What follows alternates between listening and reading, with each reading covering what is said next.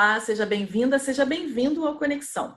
O Estatuto da Juventude é uma lei de 2013 que detalha os direitos que devem ser garantidos aos brasileiros com idades entre 15 e 29 anos.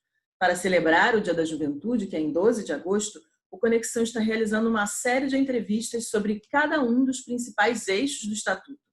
Hoje vamos falar sobre a educação, um tema que é sempre muito importante, mas que se tornou ainda mais urgente com a pandemia de Covid-19, quando muitos jovens acabaram sendo privados do acesso à educação devido às diferenças sociais do país. E quem conversa comigo sobre esse assunto é a Isabela Rosino, co-presidente do MAPA Educação e conselheira nacional da Juventude pelo Conjuve, o Conselho Nacional de Juventude. Obrigada por participar com a gente do Conexão, Isabela. Seja bem-vinda. Carol, obrigada pela recepção, agradeço você e ao canal pela oportunidade, parabenizo também a iniciativa de celebrar essa data que é tão importante para a juventude. Acho que o Estatuto da Juventude é um dos marcos mais significativos e importantes para a gente avançar nos direitos desse público, que hoje é 1/4 da população brasileira. Então, muito obrigada por esse espaço. Legal, Isabela. Então, a gente já começa falando justamente desses direitos, né? E quais são os que são mais violados quando a gente fala de educação? Bom, acho que, infelizmente, a gente ainda está um pouco longe de garantir os direitos previstos em educação, se a gente olha para o eixo de educação dentro do Estatuto.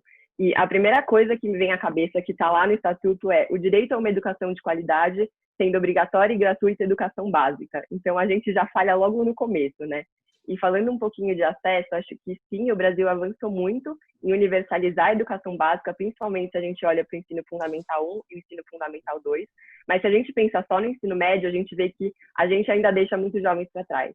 Então, eu trouxe aqui algum dado, né? Em 2012, a gente tinha 88,6% dos jovens entre 15 e 17 anos na escola. No ano passado, essa taxa já era de 92,5%. Então, a gente está crescendo e para quem vê de fora pode falar, poxa, 92,5% é muita gente, né? Mas a gente tem que olhar o outro lado também, que isso significa que são quase 675 mil jovens entre 15 e 17 anos que a gente ainda deixa fora da escola. E acho que, além disso, o jovem estar na escola não significa garantir a aprendizagem, garantir uma educação de qualidade, né? Sim. Então, os dados da aprendizagem que a gente tem hoje no Brasil também mostram que a gente deixa a desejar nesse quesito.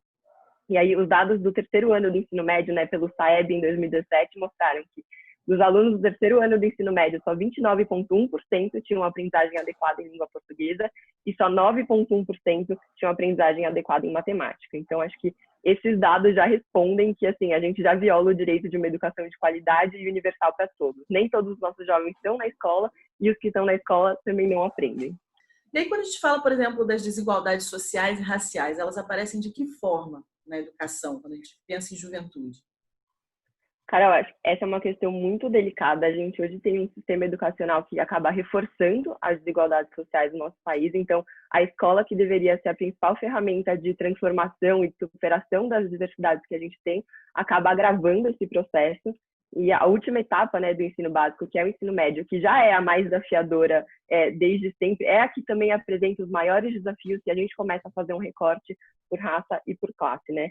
E aí, pensando nos dados que eu trouxe anteriormente, né, na primeira questão de acesso e de aprendizagem, se a gente faz um recorte pela população preta, pela população parda e a população de menor nível socioeconômico, a gente vê que essa parte dos jovens tem taxas bem abaixo da média brasileira. Então, acho que também, né, peguei aqui alguns dados que ilustram muito bem, que são alarmantes e bastante chocantes. Então, eu falei que 29,1% dos jovens do terceiro ano do ensino médio têm aprendizagem adequada em língua portuguesa, né? Só que se a gente olha só para os alunos brancos, essa porcentagem é de 40,8%. Se a gente olha para os alunos pretos, essa porcentagem é de 21,7%. E aí, se a gente fala de classe, né, o nível socioeconômico mais alto, a aprendizagem adequada é de 71% contra 18,8% da população mais pobre. Então, isso em língua portuguesa. Se a gente vai para a matemática, que também, né, é a área mais complicada, isso fica ainda pior, né? Então, se a média do Brasil era de 9,1% dos alunos no terceiro ano do ensino médio com aprendizagem adequada, entre os brancos esse valor é de 16% e entre os pretos é de 4,1%. E isso fica ainda mais discrepante se a gente olha a questão de nível socioeconômico. Em nível socioeconômico alto, esse valor é de 45,7% contra 3,2% dos jovens de nível socioeconômico mais baixo. é muito importante a gente pensar que hoje você ser negro, você ser pobre no Brasil, vai limitar o quanto você vai aprender e até onde você vai, né, na educação. Eu acho muito cruel que quanto mais a gente avança nas etapas educacionais no Brasil, mais a gente vai deixando uma população escolar que é mais branca e que tem melhores condições financeiras. E aí eu acho que é importante falar que não é suficiente só você falar que as pessoas têm direitos iguais, porque a gente precisa, sim, né, criar mecanismos para corrigir essas disparidades. Eu estava pensando aqui, quando você estava falando de todas essas diferenças na educação, da importância das ações afirmativas, né? A gente está aqui falando ainda de educação básica, mas também é importante essas ações afirmativas para a gente permitir esse acesso nas universidades, né? E aí, eu queria retomar aqui um dado, que na abertura do programa eu falei sobre a importância de pensarmos essa educação e juventude também no contexto da pandemia de Covid-19. Inclusive, a gente tem uma pesquisa, Juventudes e Pandemia do Coronavírus, né, que foi fruto de uma parceria do Conjuve com várias instituições parceiras, inclusive a Fundação Roberto Marinho. Ela revelou que 3 em cada 10 jovens pensaram em não retornar à escola quando houver a reabertura das instituições de ensino. E aí é um dado muito importante, porque você falou bastante de ensino médio, e é o nosso gargalo da educação, onde acontece a maior evasão escolar, e que já era alta e agora com a pandemia pode ser que aumente ainda mais, não é isso? Carol, eu acho que talvez a evasão fosse o principal problema do ensino médio antes da pandemia, e eu acho que vai continuar sendo, né? E aí eu acho que vale olhar também para o que historicamente tira esse jovem da escola, né? Tem algumas pesquisas que trazem essas informações, então tem o fato de jovens precisarem trabalhar, por exemplo, tem jovens que não se interessam pela escola, e tem também as mulheres que normalmente são bastante afetadas por gravidez na adolescência ou pela necessidade de cuidados afazeres domésticos. E esse dado, né, que a pesquisa traz de que 3 a cada 10 jovens já falaram que pretendem não voltar para a escola, ele fica ainda mais delicado se a gente olha para outros 3 dados que essa pesquisa também trouxe, né? Que eu anotei eles aqui. Quase 7 a cada 10 jovens são totalmente ou parcialmente dependentes financeiramente, 5 a cada 10 mencionam redução na renda de suas famílias, e diante dos efeitos da pandemia, 3 a cada 10 jovens relatam ter buscado complementar sua fonte de renda. Então, assim, acendeu uma luz vermelha para todo mundo que se preocupa com a educação e se interessa, porque as barreiras que já existiam, né, para impedir que o jovem permanecesse na escola são muito maiores agora. E eu acho as questões socioeconômicas se agravaram, né, como você falou por aí, então tem muito a ver com essa busca de complementação de renda, de ter que entrar no mercado de trabalho para auxiliar a família nesse momento de pandemia, de crise sanitária que a gente vive. Não, se já era difícil, ficou ainda mais, assim. E eu acho que a pesquisa também traz uma outra questão importante, que é a questão das condições emocionais do jovem, né? Acho que tem um dado que fala que as questões físicas e emocionais já prejudicaram muito eles desde o começo do isolamento social.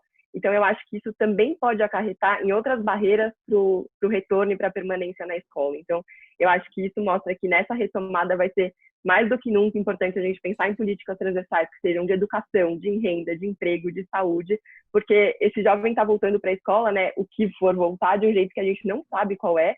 Então, sim, é importante a gente considerar essas mudanças não só financeiras, né, não só o impacto financeiro que a pandemia trouxe, mas os impactos socioemocionais mesmo. Então, eu acho que a evasão vai ficar pior no sentido de que ela tende a ser ampliada e mais complexa se a gente pensa um acúmulo de possíveis enfim, questões que podem fazer com que esses jovens pensem em não voltar para a escola.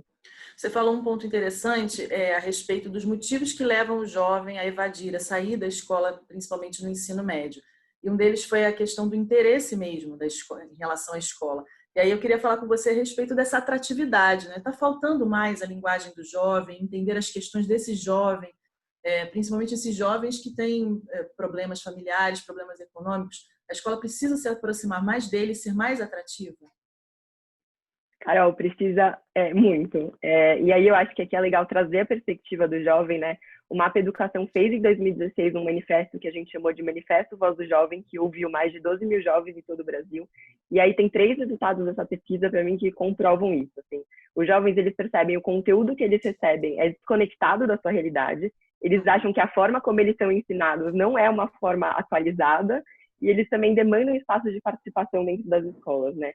Então, eu acho que mais do que nunca agora a gente deve fazer um esforço para ouvir os jovens, para investir em mecanismos de gestão democrática dentro das escolas, de colocar os jovens como coautores dos projetos educacionais, porque acho que isso faz com que o jovem, né, veja valor na sua educação e queira permanecer na sala de aula. Então, eu acho que isso já era uma questão antes da pandemia, né? Essa pesquisa é de 2016, e eu acho que agora, mais do que nunca, né? Como eu falei, os jovens que voltarem para a escola vão voltar de um jeito que a gente não sabe qual é mais importante investir nessa participação. Eu acho que é uma ferramenta muito potente para a gente evitar, então, a evasão que pode ser ampliada nesse período. Bom, antes da gente encerrar, eu queria que você contasse rapidinho para a gente como é a atuação do MAPA Educação. Você é uma pessoa jovem, co-presidente do MAPA Educação, está falando com uma grande propriedade sobre essas questões da educação e a juventude. Fala para a gente como o MAPA atua. O MAPA Educação é uma organização sem fins lucrativos e suprapartidária que surgiu de um grupo de jovens que queriam fazer alguma coisa por educação. Então, a gente atua hoje no desenvolvimento de jovens lideranças em prol da educação. E o que isso significa, né? Significa que a gente acredita que todo jovem tem poder de transformar a sua realidade e o nosso trabalho consiste na conexão e na qualificação de jovens de todo o Brasil para que eles realmente se tornem agentes de mudança nas suas comunidades, nos seus bairros ou nas suas escolas, né? A nossa rede hoje está em 47 cidades, em 21 dos estados, e esses jovens eles passam por uma formação em educação, em política, em participação social, e aí depois eles desenvolvem projetos, tanto no eixo de mobilização, com o objetivo de aumentar o senso de urgência para temáticas educacionais frente à sociedade civil, tanto no eixo de advocacy, né, de cobrança, engajamento com o setor público, para realmente gerar transformações reais. Para a gente é muito claro que quando a gente tem os jovens engajados ativamente nas discussões, a gente tem não só melhores políticas públicas de educação, porque elas vão estar mais adequadas ao que o jovem quer, mas a gente também está contribuindo para a formação de futuros líderes mais bem comprometidos com o bem público e mais bem preparados para encarar os problemas complexos que a gente tem. Bacana, dando protagonismo ao jovem, né, para pensar e falar sobre juventude. Isabela, muito obrigada pela sua participação. Adorei conhecer você, saber um pouquinho mais sobre a atuação do MAPA, ouvir sobre educação e juventude. Vamos fazer uma grande reflexão sobre esse assunto. Carol, muito obrigada.